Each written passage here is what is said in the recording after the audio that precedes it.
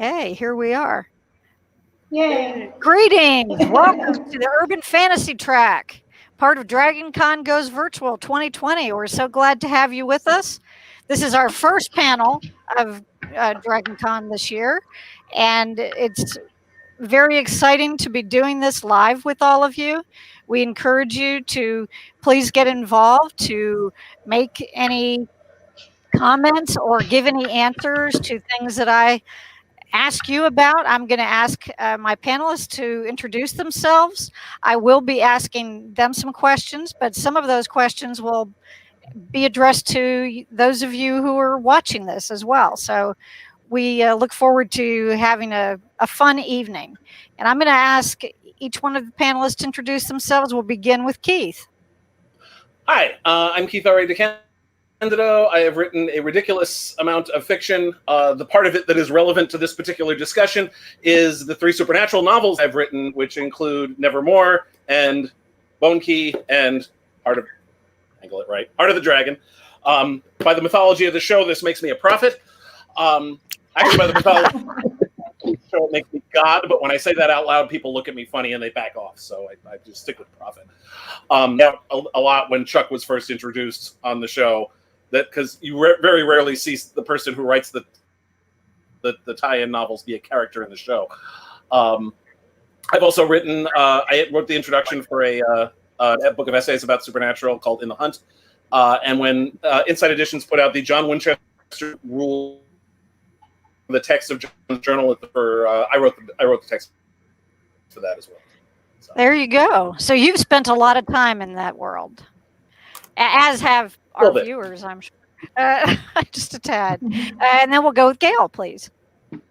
Hi, I'm Gail Z. Martin, and as Gail Z. Martin, I've written epic fantasy and urban fantasy. As Morgan Bryce, I write urban fantasy, male paranormal romance. I am a huge Supernatural fan. I run the Supernatural TFWNC Facebook group and the Supernatural fandom track for Continual. And I wrote one of the chapters in Lynn Zubernis's There'll Be Peace When You Are Done, which is her book on the legacy of Supernatural. And I've also been a guest blogger on the Winchester Family Business, where right now I'm doing a series of posts recapping and taking some exception to Entertainment Weekly's decision on 75 episodes. My foot. Gotcha. Not the opinion of the WFB, all my own. But yeah, so I'm kind of maybe a little bit obsessed. Just a little with those lists anyway, right? Kristin. Hey, my name is Kristin Jackson. I'm a graphic designer and I do visual communications. I've been a fan of the show since the very beginning, since the first season. And currently I'm working with Frostbite Pictures, and one of the guys who is part of Frostbite is Jason Fisher, who is the production coordinator on Supernatural. And I did try, I texted him and asked him if I could maybe give a little spoiler or something for all the fans that are tuning in tonight. And he said, no, sorry. Well, you know, said, I'm with Jason on that. I prefer no spoilers myself personally, but. Well, I said, how about, is there somebody on the first new episode when they returned that's wearing plaid? And he said, I can't even see that. Although I'm pretty sure somebody is wearing plaid in the episode. Yeah, there you go. That doesn't really constitute a spoiler. Or it's at least a safe assumption, whether it's a spoiler or not. Okay, Damian. Damian's having some technical trouble, so we'll go to Marx. Yeah, go right ahead. Oh, now we can hear you. Okay. Now we can hear you. Hey, I'm Damian, aka Unidentified Madman. I'm a podcast for NeedCoffee.com called Weekly Justice, and another podcast called Stuff We Love, Stuff We Hate every week. And I have been doing the Supernatural panel since the beginning. Is this going to be tentatively our last one? Or are we going to? Oh, heavens, no. Are you kidding? We'll be going I on think they're just forever. So we'll turn into the Whedon track then. Got it. But yeah, so I have been doing this the Supernatural fan panel at Dragon Con almost since the very beginning. Both myself and someone who I do not see here, which is Father Brian. We've done this good 12 years now. So I'm just happy to be here and happy to see it through to the end. Yes, well, thank you. And yes, you have been. If you weren't here, it would not seem right. That's for sure. Well, And then you. Marx. Hey, yeah, I'm an indie filmmaker, co-host of the podcast Genretainment, and author of the book Television on the Wild Wild Web. And also this January, I graduated with my Master's of Fine Arts in Popular Fiction. My thesis is Urban Fantasy, which I hope to launch next year. So, and I've been watching Supernatural from the very beginning, from the very first episode, and I've always enjoyed and loved the show. Great. Well, thank you. Well, now I do have some things that I would like to discuss tonight. One of the first ones that kind of caught me when I was going back through my notebook, of notes from the first 13 episodes this season, had to do with when Chuck goes to see Becky.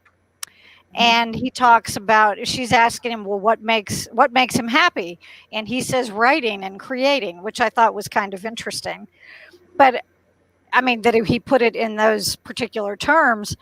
And what I wanted to ask you, the panel, about is, what do you feel the significance of Chuck or God being a writer is? I mean, that's been a part of it ever since we found out what he now. And there are a few of you on this panel who are writers, and the others of you who don't write, specifically write fiction, are readers. So you would probably have something to say about that. So, Keith, we'll start with you. Well, there's always the joke about how the writer is God. When you write a work of fiction, you are, right, if not necessarily the God, at the very least the demiurge of what you're creating. So it's not that big a leap to take. Even the notion that, something, and since we're talking about the Christian God anyway, because that's pretty much what we're doing here. The whole thing in a lot of Christian faiths about the word of God, and words got to come from somewhere. Someone's got to write the words down. Words are very powerful, and words are a very important part of a deity's work, particularly the Christian God. So it's not really that big a leap, especially since that's how we were introduced to Chuck, as a writer. Which, and obviously, I seriously doubt that was the original intention when they introduced the character. Just because it was, okay, how many showrunners ago. But and there's the great thing about especially television series is that you're basically you're watching the first draft as it's being created, and except you can't go back and fix it.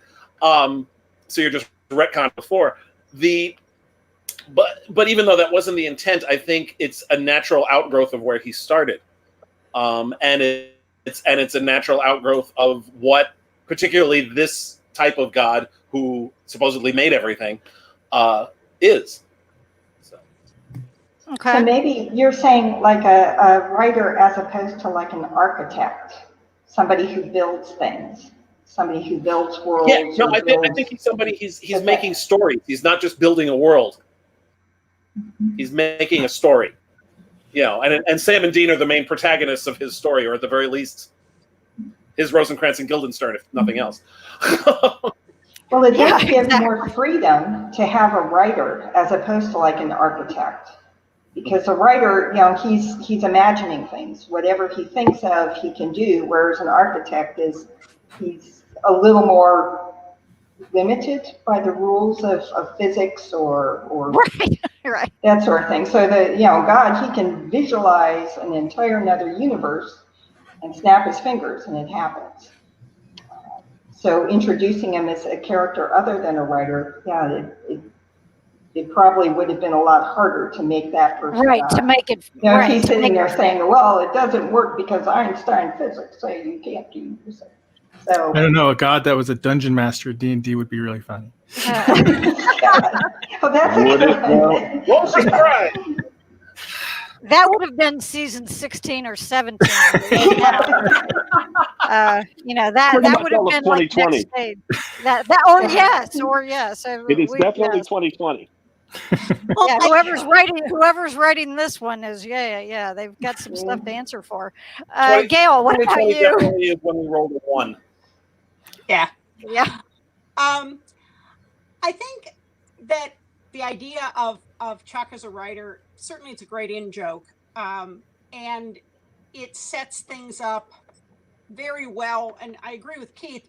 They didn't know at that time that they were going to run 15 years. So there may be Keith some ideas, you know, in the back corner of his mind on, well, if this spins out, but I don't think anybody was really going there. Although it's amazing with where they've taken season 14 and 15, how well they mined some of those early episodes and how consistent it is.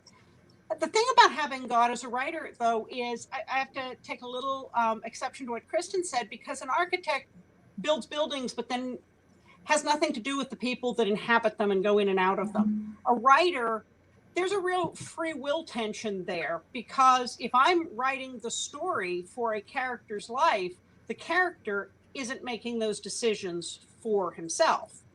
And that's what we've kind of run into in seasons 14 and 15 is Chuck, we've really got the whole predestination versus team free will thing going here on who's writing the story. And then Chuck gets all vindictive when the boys show real initiative and the story doesn't go the way he wants it to go. And so I think that's really fascinating, especially as Keith said, in light of the fact that Supernatural plays with a lot of Judeo-Christian architecture, structure, very loosely, but still, you know, this is still the guy who got kind of pissed off and flooded the world, according to the book. So, you know, he's had his moments. Right, either version. It definitely has. Kristin, I what guess about that's- you? Yeah, I guess that's what I was getting at, is that I can't visualize the character as anything except a writer.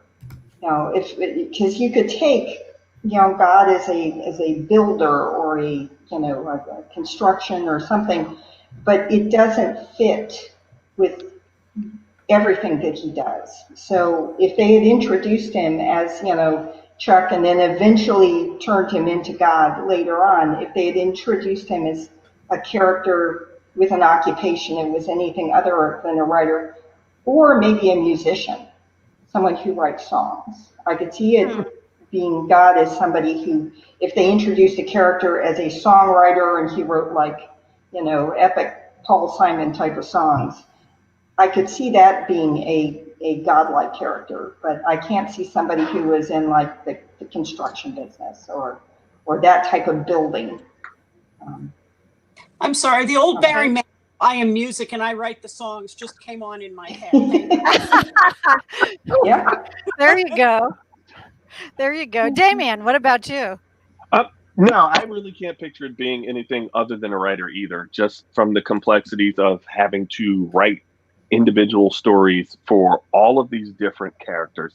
But not only that, like when I think about this, and Keith and Gail definitely probably attest to this, is people start writing and they come up with ideas with characters and they have their favorite characters and things just don't fit the right way. And you're like, okay, I've got to scrap that idea.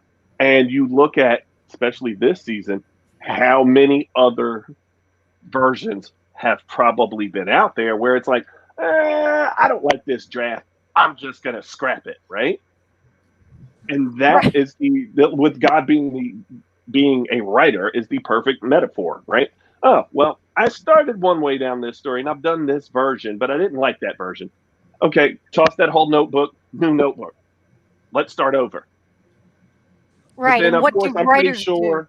Right, I'm pretty sure, Keith and Gail, you guys have characters like you're like, I'm going to walk away from this, but you keep coming back to them at some point. Oh, sure. Yeah. Oh, yeah. Oh, here we had a comment which I can't read all of, so that was anyway. I will look at that again. Marx, what about you? Yeah, I think, well, one thing I know as somebody who's trying to write or doing writing and has interviewed a lot of writers is I feel like that whole speech talk about how, what, you're not happy when you don't write, and then you procrastinate writing, and then when you write, you're happy, that whole thing, that's very true to a lot of writers' experiences. So, so definitely that came straight from the heart, probably, of the writers themselves when they wrote that episode. Oh, yeah. And then, I also think it is an interesting discussion about free will, like how much free will they have. Because with like the hero's journey, I'm like, can they not pick locks, or can they, or just have really bad luck? So it's interesting. I also find it's interesting from trying to understand Chuck's motivations and his thinking that these are his favorites, that they're the ones giving him problems, but he likes them the most. He destroys everybody else first before he tries to deal with them. And I think that's an interesting, motivational dilemma or whatever is going on there with his perspective. Right. And he has that kind of self-revelation to himself in the episode where the world that he on Earth 2, where he's having everything destroyed, and the poor guy working in the I guess it's in some kind of a Best Buy type store, and he says, they challenge me. And we have a comment here from Sarah, who says Supernatural is at its best when it's self-deprecating and self-aware, but that sort of meta-commentary doesn't always work well. So that I kind of enjoy it when they do the meta stuff, but I can understand why, it doesn't always appeal, to others. But I figured it has to be somewhat, it has to be some pretty important to the writers and to the basis of the show if they are, bringing it up multiple times, and in that, especially in that kind of terminology. Now, something I want to ask each of you about, and also I'd like to get anybody from our viewers who have an opinion on this, is one of the things that bothered me about the season or this particular episode was in the last call, episode 7, when he kills Leo, his former friend and former hunter.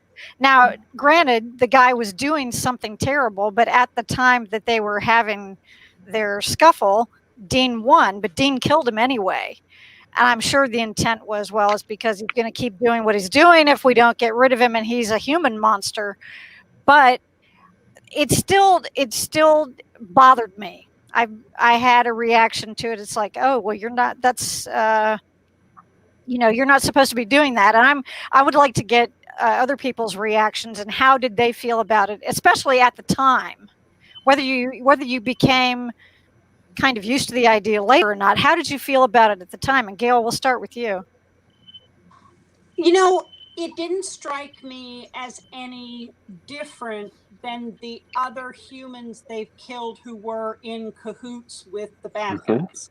Not necessarily in terms of being possessed, but the brothers who ran the slaughterhouse, who had the god in the basement. Right. That guy. Right. Because Leo didn't have any remorse. Leo wasn't sorry about this. He had done it for purely selfish reasons. He hadn't even trapped the god to save his dying twin sister or something. Right. He wanted money. There wasn't any wiggle room on that. And so I think what made it more painful was that he had been a good friend of Dean's, and Dean doesn't have a whole lot of people left. And I thought that made it a lot more heartrending, but I really didn't see it. I think it is something that an earlier Dean would have hesitated more on and then come to regret they didn't when it popped back up again. But I think where this dean is after having been through so much, I think he knew that giving Leo a pass now would just mean he'd have to hunt him down later on because he wasn't going to stop. Was that your reaction when it happened, though? I mean, did you feel that way pretty much? Okay. Kristin, what about you? Yeah, I felt bad. They weren't such good friends. Was he willing to spare Dean? He was going to kill him too. So, yeah. And I felt bad, but I think I would have felt more if he had had a little bit more in the story. Just the one episode to introduce them and then kill him off. It didn't resonate as much with me as it would have if he had been a character that we had already met in the past, and so we knew that relationship.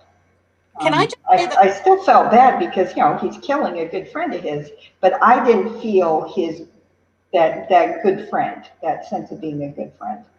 I'm still mad Dean didn't kill Cole for what he did to Sammy. So I'm just haven't gotten past that one, huh?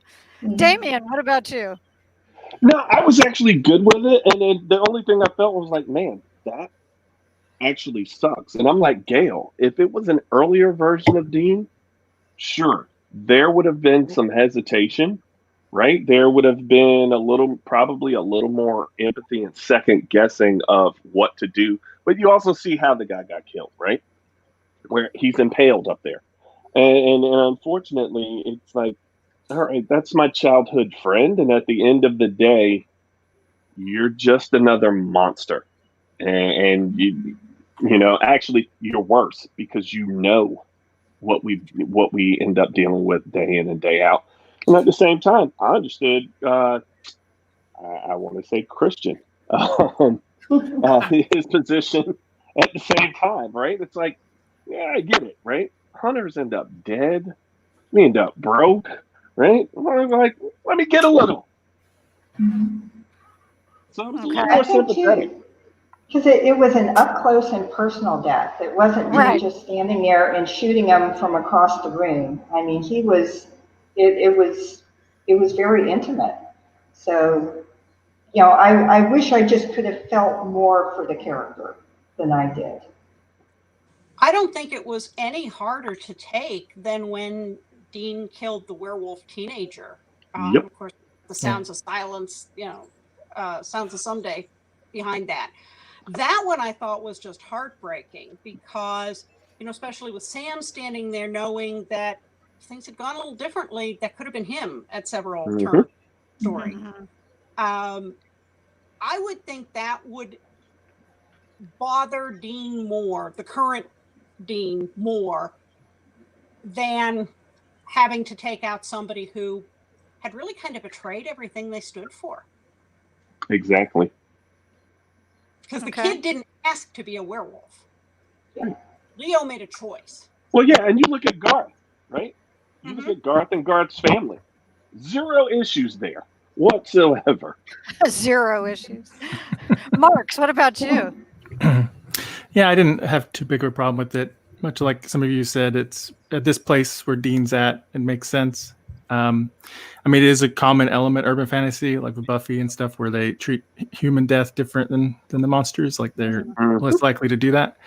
But they played with that in Supernatural off and on, and I think by this point, Dean's is like, I think also because it was a hunter and a friend that betrayed him, and his reason was so selfish that's why he was so much willing to do it. I mean, he probably wouldn't kill him in cold blood, but in the middle of a fight, I think he knew he had to. The only thing I was disappointed by is just because I like that actor a lot, and I would love to see him for a couple more episodes. And their little singing duo was great. So, but I definitely understand why Dean did it. And Keith, what about you? Like Marx, I was disappointed that we lost a Christian Kane character after we only just met him. And I agree with Gail that it would have been more effective if it had been somebody we had a little bit more emotional investment in. We're a decade and a half in, and to suddenly have an old friend appear out of nowhere that we'd never been mentioned before strained credulity just a little bit. having said that, I honestly think we should have been seeing more stuff like what Lee was doing. You know, this is the sort of thing that some people, when they know that supernatural creatures exist, would do that. Bella, I felt the same way about Bella. There should have been more people like Bella floating around this world who are going to basically use it for financial gain, because there's a crap ton of financial gain. I don't know how PG we're supposed to be here with language. So yeah, that's good. Yeah. Yes, there's a bunch of financial gain to be gained by exploiting magic and demons and creatures and stuff, and we should have been seeing more of that. It felt a little constructed, but overall, I mean, I think it generally worked. I think, like I said, it would have worked better if it was somebody that we had seen before, you know. Right. Just somebody we had a little bit more of an emotional investment in. Of course, the problem is most of the people we'd seen before are pretty much dead at this point anyway. Because the show is never happier than when it's creating an interesting character and then killing them off. I'm still bitter about Special Agent Victor Henriksen. Yeah. It's been like 12 years, and I am still bitter that they killed him off. Yeah, and I'm still pissed about that. So, not to mention Ellen and Joe and Rufus. We do have a comment here that I think is very interesting, that I felt for Dean, because this was one of the few friends that Dean had, and I think that he was seeing Leo as a road not taken. You know, and it's kind of going along with what you're saying, Keith, that, you know, that there could have been it could be some kind of, you know, there maybe would have been more people acting like that in their world. And, you know, that he reacted the way he did, probably because he's not in danger of going down that, you know, down that path. And we have another comment where Anna says, Anna is one of the Urban Fantasy Track volunteers. Hi, Anna. And she agreed that if it was an earlier version, that it would have been more upsetting. But at this point in the show, after everything they've been through and what they've had to do, it didn't, you know, it didn't have that same kind of impact in terms of bothering her. Well, you know, the other thing to think about here is that Dean's whole life, he's basically existed in poverty until they got the bunker. Correct. Right. On, you know, poker games and hustling pool and fraud, credit card fraud. And they never took any payment for any of the things they did. Even when people tried to pay them or reward them, they turned it down. They barely ever got thanked. And then here's Leo using a monster to make money when Dean has gone without, and more importantly, in Dean's eyes, Sammy has gone without all his life, and they've gone through so much. I think that would also really rankle, because they played it straight, and what they get for it. I did see an interview with Jensen where he talked about, he's been friends with Kristin Kane for years, and he was actually the one who brought it up to him about, hey, I'd really love to have you on the show. And Kristin Kane said, you're going to whip my ass, aren't you? That was a foregone conclusion. Then he said, you're going to whip my ass, aren't you? And Jensen said, yeah, pretty much. And he so. Yeah, and this comment from Dean kind of goes along with what a few of you have been talking about too, that, you know, after everything that they've been through, the last thing that they need is to not be able to rely on the other hunters. You know, I mean, it's getting down to the wire here. Yeah, the numbers have completely dwindled on all of those hunters, right? They don't really have, there's no longer like a large network, even with them bringing people over. Those people got slaughtered fairly quickly. Like, they don't have, there's no experiment of letters. There's no, like, the numbers are going down daily. And it was never that big in the first place. And calling it a network is giving it way more credit than it deserves. It's a bunch of guys who barely talk to each other and can't stand each other, all sort of doing the same thing. You know, from jump, it was clear that hunters don't trust each other and don't all like each other and don't really cooperate very well and don't play well with each other. And that's been true all along, which you know, So the fact that somebody would go rogue like that shouldn't be that much of a surprise. Mhm. Well, and it's not the first time, but I think, I mean, over the years, there have been a few here and there, but certainly once it gets down to the wire as far as it has, and as you pointed out, Gail, it's like they've gone through, their whole lives doing what they do and doing without, and to have someone else who was also, as you said earlier, doing it not as a protection for anything, but because they just wanted more money. Yeah, I gave up a long time ago trying to figure out where they got money to survive. I gave up on trying to It was Yeah, they remember drive around Remember, in a Charlie Yeah, did the that's- credit card thing where it just magically continues to have credit and no Yeah. one ever pays it off. But you saw in the episode where their luck ran out and God said, "Okay, I'm taking everything away." The credit cards got cut off, all of them. They were like, "Wait, even the magic credit card that Charlie did?" And they were like, "Yeah." Early, Yeah, even that. Yeah. Now, and that's a great segue into my next question, because this is something that it's from my favorite episode of the season, which was The Hero's Journey, episode 10. And I really enjoyed that. Well, it had Garth in it. And you got to love Garth, right? But the fact that Garth had said, well, you guys, the reason, I think Sam had a cold, or maybe it was Dean, but anyway, somebody had a cold, and they were, Sam. then somebody else had a Dean dental. had cavities. That's right. Okay. And then, and Garth says, well, you're normal now. Well, by him saying that they're normal, it kind of implied that they were previously imbued with some sort of special power. And rather than just the abilities that they had gained, over the course of their lives doing what they do. And so I'm curious what everybody thinks about that. I'll go through the panelists, and then we'll see what any of our listeners or viewers, if you have any ideas about that. That's the one thing that really made me think over about a specific episode that I said, well, that's something that kind of transcends the whole series. It's not just what happened to, whatever relationship in the last few seasons or whatever. This is something that if they did have some kind of special abilities, those have been there either from the beginning, or did they develop them? And Kristin, it's time for you to go first. So we'll go.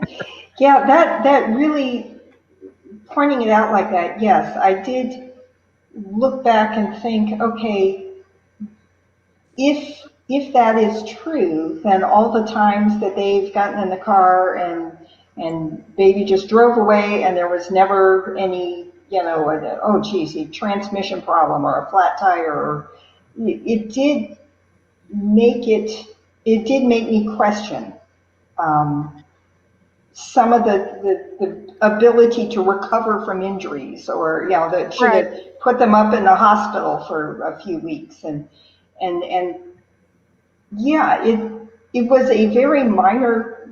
I don't know if the writers intended that to be the case, but for me, I did feel like now I'm going to have to look back at some previous episodes and say, is this something that was just given to them by God, or did they actually have that ability to sneak around and not be seen, or they're in a hail of bullets and they somehow managed to walk through it? And the attack by the zombies, they managed to make it out of a whole bunch of zombies, and yet half of the people in The Walking Dead, they didn't. So yeah, I thought it was a really significant episode when it came to the entire series, as opposed to just something within the one season. An impact that stretched across all the episodes in all the previous years. Right, and I think it makes you rethink some things, and yet at the same time it gave me more to think about. Damian, what about you? And we have some good comments from our audience too, so we'll get to those. I don't necessarily think it was any special ability or anything. I think it was some of it is okay. you're the favorite character, so things are written in favor of you. But as far as like we look back on like healing and everything else, for the longest time, there's been Cass or somebody along where it's like, okay, things are Well, really, that's really true. bad. Yeah. Use some of your little angel mojo. And it's like, oh, well, I'm tapped out right now. And somehow we magically find more angel dust, right? Not angel dust, but you know what I mean. And that happens, right? You had the other things where, like we talked about before, where things are set up where Charlie came along and then Charlie set things up for them. They magically stumbled into, oh, well, part of your destiny is, you're part of the men of letters, technically, as part of your birthright, which we didn't have for many, many seasons. There's a lot of things that have just kind of fallen into their lap. That has paid off over time, but definitely, I think it's okay. Well, you two are my favorite characters, so things are written in favor of you. And when you see that favor taken away, it's like, okay, you're doing your own thing, but I'm not going to make this any easier on you. I'm going to let you experience everything you would normally experience versus the fraction of what you normally get. Okay. Now, yeah, and somebody here made a comment that it was fun to see them realize how charmed their life had been. But I'm just going to insert this one comment because it's so funny. Where'd it go? There's the Impala. Yeah, the Impala is certainly blessed by something. Well, but that's another weird thing, right? Where it's like, okay, our lives have been pretty crappy, right? As far as the guys on the show, and then you look and it's like, okay, well, maybe it wasn't that crappy. And it's like, no, your life was really, really crappy, okay? Regardless of luck, no luck. None of this is good. Right. I guess Marx. the charmed life is a good way to put it, because even though they were thrown into the middle of a lot of awful situations, they're sort of everyday situations are the ones that they didn't have to deal with. Having to recover from a 3-day bender, I'd rather that than have the trauma that they've had. I'm like, the Impala ran out of gas. Cool. Can I have that versus all my friends are dead? Yeah. Turned into vampires. I've got to kill my brother this week. What? Yeah, right. Marx, what about you? Yeah, I mean, from a writer perspective, it's true, right? Our lead characters don't have to worry about getting sick or they heal really fast, all that stuff compared to the supporting people that usually die super easy, one gunshot or something. I guess the only thing it did bother me a little bit just because like with the picking locks, that's something like you either know or don't know, right? And so I was like, well, do they not even know? They just always happen to be like, hey, you know what? I can pick a lock now, and I never really watched a video about it or anything. It just happens. So instead of canon, my fanon says that it's just that he upped the bad luck to them all and that episode until they could correct their luck balance. So, but it is an interesting. It does take the whole rider meta element to the next level. Mm-hmm. So that's a good point, Keith. I agree that I think they overcorrected a little too much. Both what Mark said and what I think Sarah said in the comments. That it's going too far. It's taking away their skills, which is ridiculous. I mean, picking locks is a skill that I'm sure John taught them. Learning how to fight was something. John was a freaking Marine, and he spent all their childhoods teaching them how to fight. That's not a skill that's just going to disappear. Having said that, I love the fact, because I have been since day one bitching about the fact that they somehow, without any visible means of support, are able to drive all over the country in a car that gets at about 2.5 feet to the gallon. And at a time when the show debuted, gas was $4 a gallon. I mean, no. And also credit card fraud cannot be done from the trunk of a car in the 21st century. You can't do it. it might have worked for John when he was hunting, in the late 80s and early 90s, but that's not going to fly now. I mean, yes, Dean probably got into some good high stakes poker games and was able to, and in fact, I did that at the beginning of Heart of the Dragon. I opened it with Dean in a high stakes poker game that won him like $10,000, so that would keep them going for a while because that was the only thing that made sense. But and a lot of the other stuff too, like I love the dentist bit because that was always something that I was thinking, what happens if Sam gets an abscessed tooth? They're screwed. Yeah, right. There's no way they're going to be able to get antibiotics. There's no way they're going to be able to get a dentist appointment because there's no way they have insurance. So I liked that at least. And for that, and it also explains why they don't have any scars from the 943 times they've been cut. Well, that's true. Yeah. Yeah. Unless it's some kind of significant wound, you don't see anything about it later. Yeah, they're all better. All the scars are on the inside. There you go. Yes, that is true. We only see the psychological scars, and we see them in and we see those all the time. Yeah. Oh yeah. And full what about color you, with, Gail? 4-part harmony and full orchestration. Well, on the scars, realize both boys have been brought back with a whole fresh new body from hell. So at least 7 or 8 times, yeah. Yeah, so if they've been rehymenated, it goes with everything else. So I think that kind of goes with the scars. I honestly hated this episode because I felt like it hollowed out the whole series and took too much away from them. And so my headcanon is that it was Chuck lying to them to break them and make them they weren't as good as they are. Because in the Gamblers, we saw that they really were heroes, even though they lost at pool.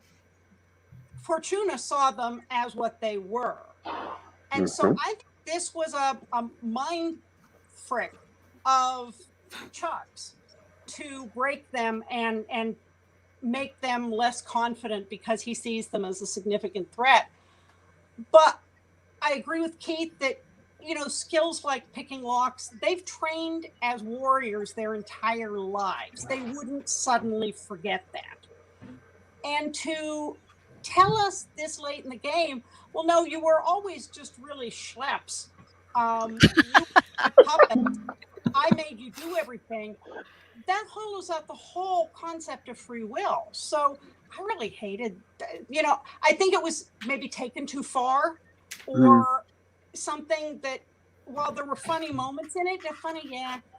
And by the way, I think I speak for a lot of fans to say we are still salty that we did not get the shirtless cage match. That was promised. Oh. Wow. Well, I think that he said, take your shirts off, and fandom went, and then it didn't happen. So that was a tease. Still a little wow. Well, I think the reason that I liked it so much is because of that it was kind of the opposite. For me, it was kind of the opposite of what you're talking about, because it did make me think back about the whole series and say, okay, it made me ponder what I guess more about their, not necessarily their origins, but what they were, what they were all about. And there was one comment here that where Lisa says that she thought it was a way for the writers to strip away their plot armor so that we will worry more about them at the end. Because it's like, okay, if you see what can happen to them without their luck or whatever it was, then you're going to worry about them some more, and that does make some sense too. Now, I also appreciated the chance for Jensen to have a little bit of his comedy timing with the teeth. True. I laughed so hard. Yeah, and that's true, because it did give them a chance to do that. And the show has always done that every season, where there's going to be at least one episode that does have the lighter moments, and that's that seems to happen every year. And I think that they do that on purpose to kind of let people say, okay, just cut back a little bit.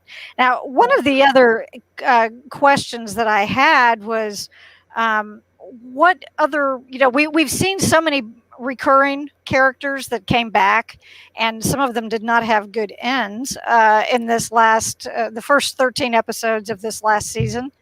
But are there other people you would like to see? And we have a specific question from Anna back here about Adam, and I'm going to put that up.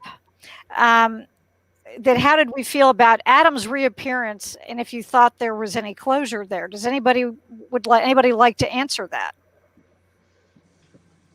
I think that, my headcanon at the moment, and we'll see pretty soon whether or not I'm wrong, but I think if you've got Adam and Michael and Jack in some way coming to help them, and we know that Jack's somewhere on the playing field here, it gives them better odds against Chuck. We also don't know where Amara is. Nope. So I think having some of those high-powered game pieces still somewhere in play gives them more of a realistic chance of winning, realistic in supernatural terms, than just Sam and Dean going up against Chuck. And Adam was the disposable brother, so it was kind of nice who got. Yeah, poor guy. Anybody else have a thought on Adam?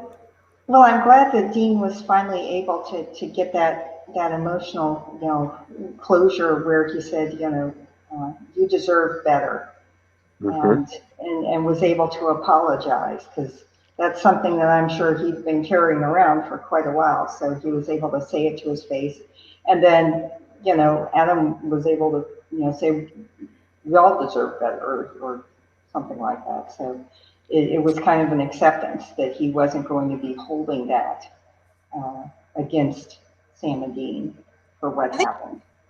I think it was also really interesting as a counterpoint to how much trauma Lucifer put Sam through for all those years, and how bad it was for him in the cage. And then all those years afterwards, with the hallucinations and coming back time and again, where Adam and Michael reached an accord and Michael wasn't continuing to torture Adam. They came to an agreement and actually seemed to be at peace with each other. And I thought that was a very interesting counterpoint, because Lucifer was never going to go that way. Okay. What are some of the other characters that you hope will show up? Rufus. Even if it's just who? Rufus? Okay. Rufus. I want Rufus to come back from the dead and kill everybody. Or just stand around and be snarky at everybody. That's fine too. I was Rufus. He was such a good character. I love the idea of him and Bobby both, but Rufus in particular, of a hunter who had actually lived long enough to retire. Mm-hmm. Which we don't see very often. And also just Stephen Williams is awesome. And he was there's something to be said for a character who has that level of experience and what he brings to it. And also the world weariness and the cynicism, which is greater even than Dean's. Right. And I would love if they would contrive a way to bring him back somehow. Yeah, Anybody else? If we could, go ahead, Marx. If they can come back to life, two of them that I would love to see is Crowley and Benny, that I've mentioned a few times. So I'd love to see them return if possible. Yeah, because we've only seen Benny in some of those. There was some kind of vision that Sam had when we saw that. But he was busy doing another show, so maybe he'll come back now. But we'll see.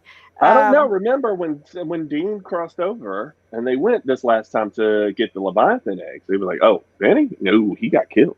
Yeah, I know, but he lied about a lot of things. We don't know. Yeah, and it's supernatural. Being killed is always a temporary state. Yeah. What happens if you die in purgatory? Did they ever say? Do you stay dead in purgatory, or you go? stays in purgatory. Yeah, whatever. Yeah. In whatever condition, yeah.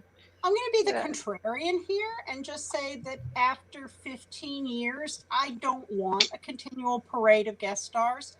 I want this to focus on the boys coming to the end. I want to see Sam and Dean not, oh my gosh, we managed to squeeze in 6 different cameos in this episode. I want brothers at the end. Well, Or if they were maybe arranged so they were more like a part of the story. Like for me, I'd like to see Ash come back since he was kind of figuring out how to get breach the walls of all the various little separate heavens. So if they were going to have some big grand finale of a battle with God and have heaven on the one side and the demons on the other, and have like a big marshaling of forces, Ash would kind of be key to getting everybody sort of gathered together in all the little heavens. So if I could say, for a character to bring back, I'd like to see Ash. so you And have it work it into the story as opposed to just like Gail was saying, a cameo or drop in. Hey, look at that. We got someone else, a blast from the past, and then they're gone again.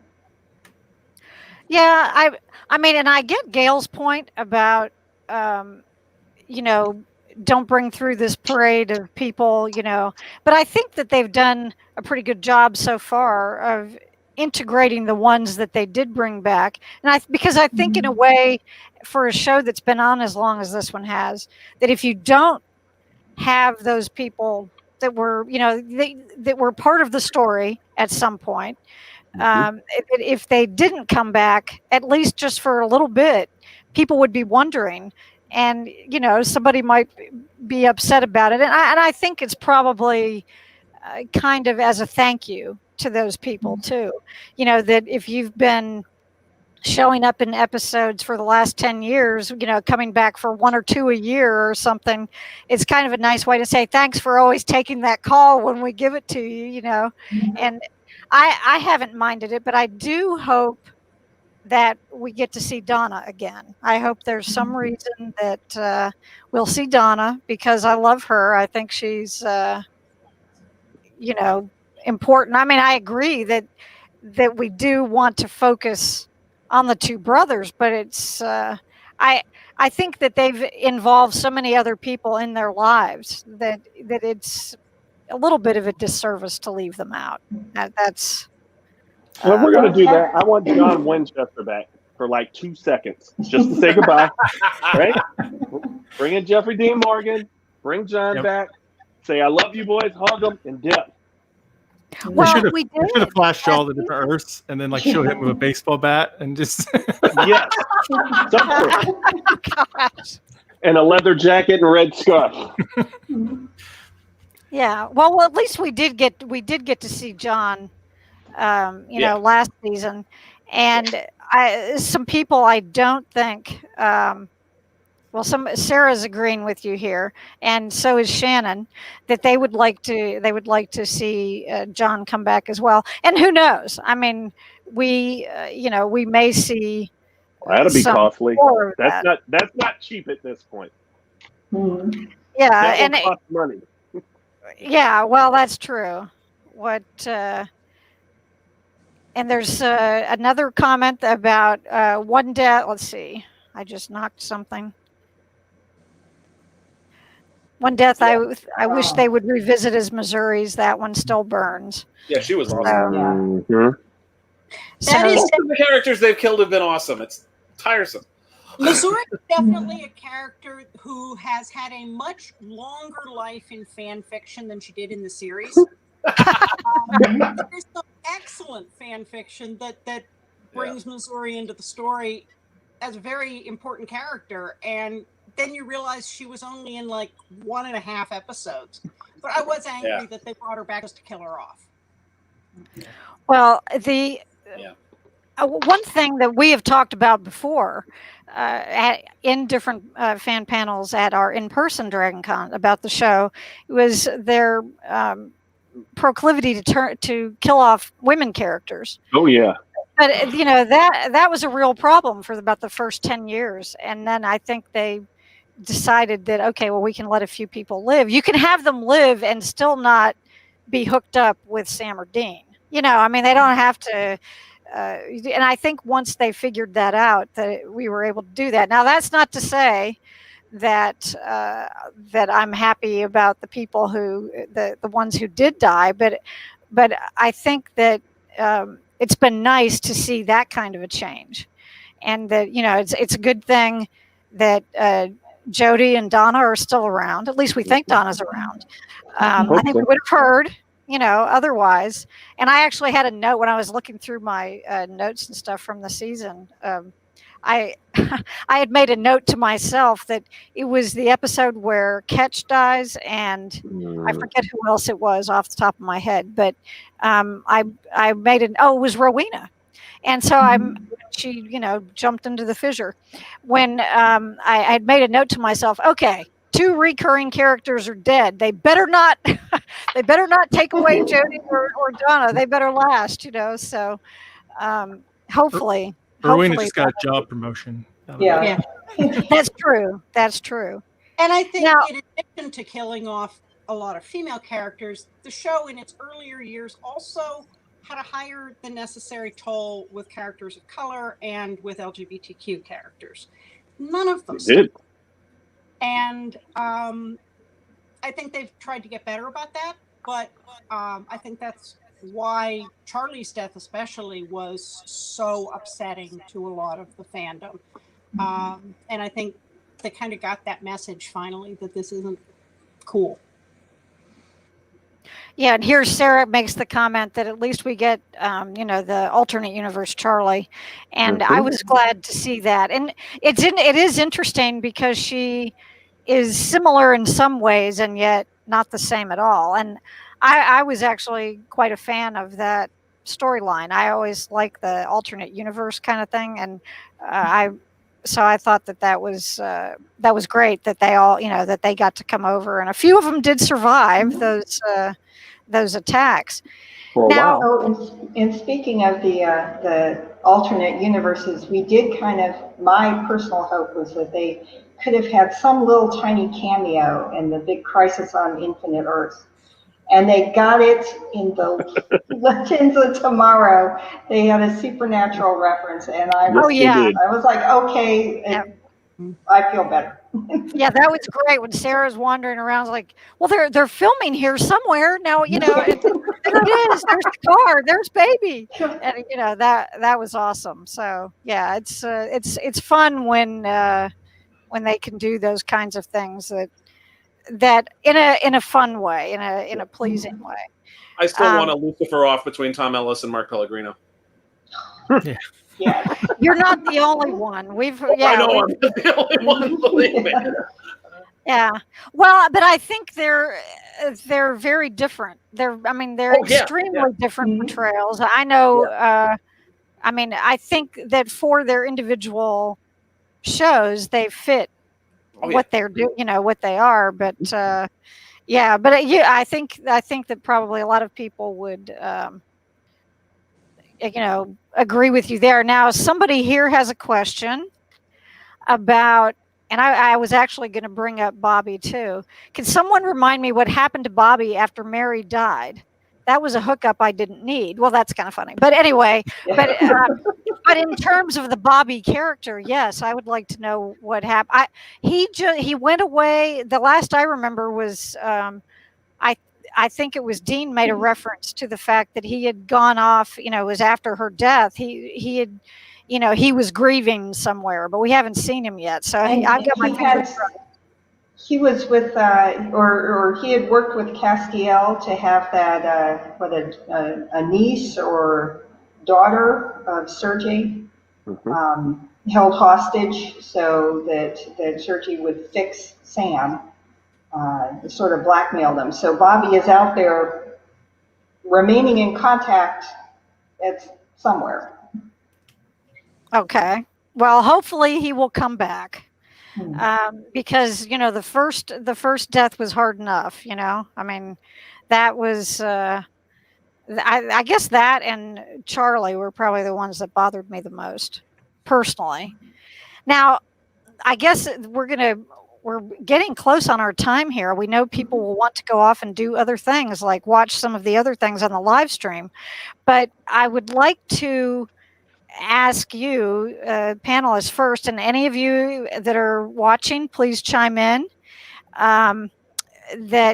What loose ends or storylines do you hope that they will tie up, that they don't leave us hanging for some of these things? And Damian, I think it's your turn.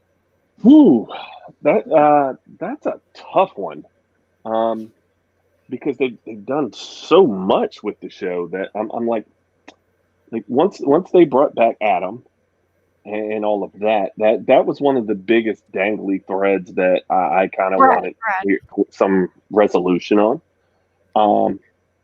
But at the end of it all, I would think I want the whole thing with God to kind of be done, right? As a finisher, whatever it is that they are planning to do, that it be done, right? I don't want the Christmas special. I don't, right? I don't want this Christmas special. I don't, I'm like, I need that part with the boys done. I believe they did a pilot for the Wayward Sisters. Right. I believe that was it. Which of course I say, am I going to watch? And the fact is, I love Sheriff Jody Mills, right? She's been there for a very, very long time. And God forbid they fridge her, I would have been upset. So I'm definitely looking forward to that, but I kind of want to make sure like that needs to be its own independent thing. I don't want, we brought in God Light. Don't do that, right? Make it its thing with, we had a resolution in this show, things are done. This is the way the world is, and we're functioning at this point from that. Okay. I hope they're paying attention. And I want the boys to live. I understand it may not be feasible, but I'd like for them to have nice lives. They've had enough shit. Oh, sorry. Oh, that's okay. You can get away with that. Marx. Yeah. So they did tie up a little bit of the Wayward Sisters painting, at least with one of the girls who were stuck on the side. They got that resolved. I really wish that spinoff would happen. I don't know if it's going to or not. I don't think it is. I don't think it is, but I wish they'd do some kind of spinoff, maybe. But yeah, if they do a spinoff, I wouldn't want it to be just more of the same. I want new angle of it.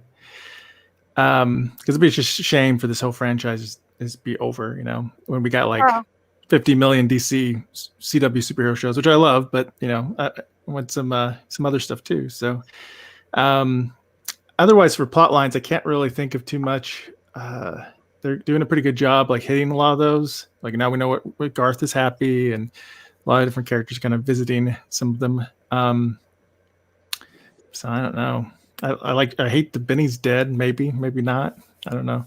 I just like that relationship between him and Dean. I thought that was good. Yeah. Okay, Keith, what about you? I agree that they've tied off most of the stuff that was really seriously dangling. What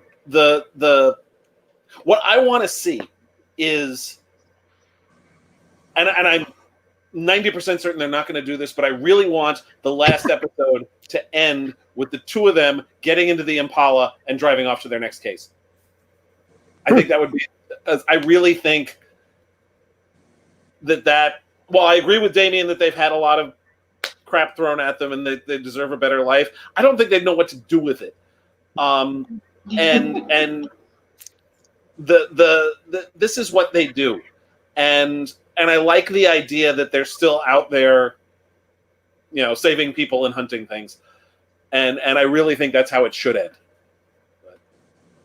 Okay. And if I was in charge, that's how it would end. But I'm not in charge, even though I write supernatural novels and I'm therefore God. But there you go. Gail. The loose end I would love to see tied up, even at this late stage in the game, is the voicemail. Poor Sam for 9 years that Dick was to kill him. And while fan fiction has done a wonderful job of dealing with the voicemail. It has never been addressed in canon. And there was never the conversation of, I thought you said you were done with me. No, the angel screwed with that, or Ruby screwed with that. The voicemail is an issue. I think Jesse the Antichrist could be very helpful at this point. You know, he went off to Australia or somewhere and was never seen again. You know, if we're bringing back majorly powered characters, Jesse would be good. But one way or the other, whether they live or die, I want the boys to be together. I don't want one left and the other not. The most horrible ending I can think of, because Supernatural loves its mirrors, is for Dean to die and then Sam to end up, you know, with the white picket fence. No, after all this time, Butch and Sundance, they're either together alive or they're together dead in their heaven driving into the sunset. But I don't want them split up. Okay, well that's a valid point. Yeah, because neither one of them does particularly well when they are.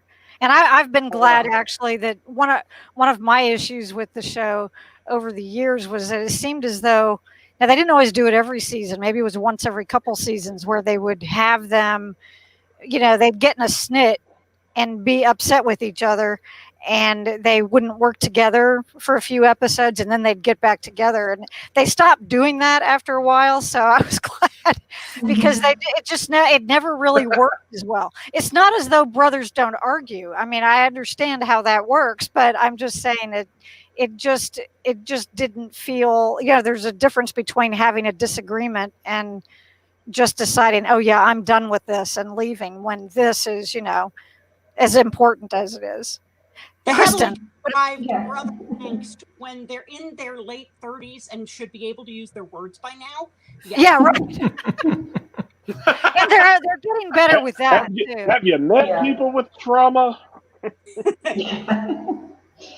Yeah, I guess I agree with everybody that's saying that I would like to have a happy resolution, driving off together in the sunset. It's going to be traumatic enough for me personally as it is to watch it end. It'd be even worse if it was a terrible ending, and then I'm stuck with that. But for loose ends, I really have wanted to see the Jesse the Antichrist back. So yes, I would absolutely agree, and he would be a huge asset right now. They just left him kind of out there on his island.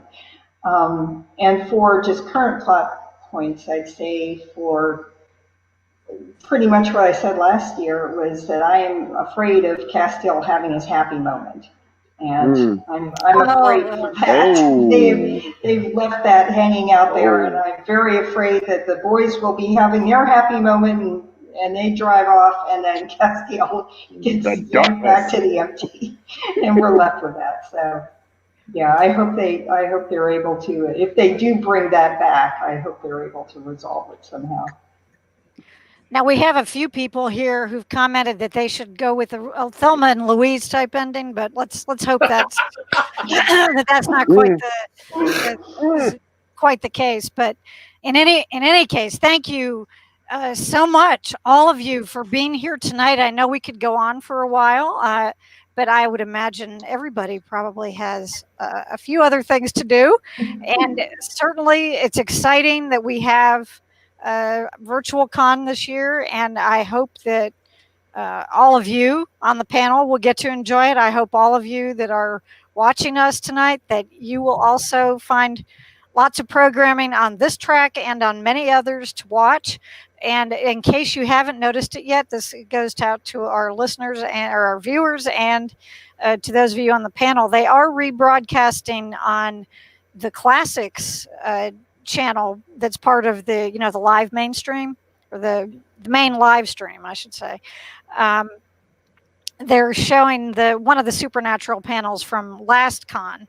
They will be rebroadcasting that, but they're also doing a lot of others that might be of interest to those of you here. So I would advise you, if you're interested in seeing some of the different media guests, cast members, not just from people on this track, but from all over the con, to check it out. We're lucky that we've got quite a few. But thank you very much to all of my wonderful panelists. We will give you a hand. I'm sure all those people that are watching could be doing the same thing. We appreciate you so much. And folks, I will tell you right now that yes, we will discuss this again next year to finish the end. And then the other thing is that we will keep as long as I'm in charge of this track, we will always have a supernatural panel every year. I can't speak for in perpetuity, but as long as I am doing it, I don't think you can have a show that has run for 15 years and has had the impact that it has had and not continue to talk about it even after it's not airing. So in any case, we will do that. Thank you. Thank you for the kind comments. I encourage my panelists to take a look at them if you haven't seen them. Thank you so much to all of you who've been here with us watching, and we will look forward to seeing you at some other of our programming. We've got a few more live broadcasts coming up. Thank you very much, everyone. You want to wave goodbye? Yeah, bye. Bye, everyone. Bye.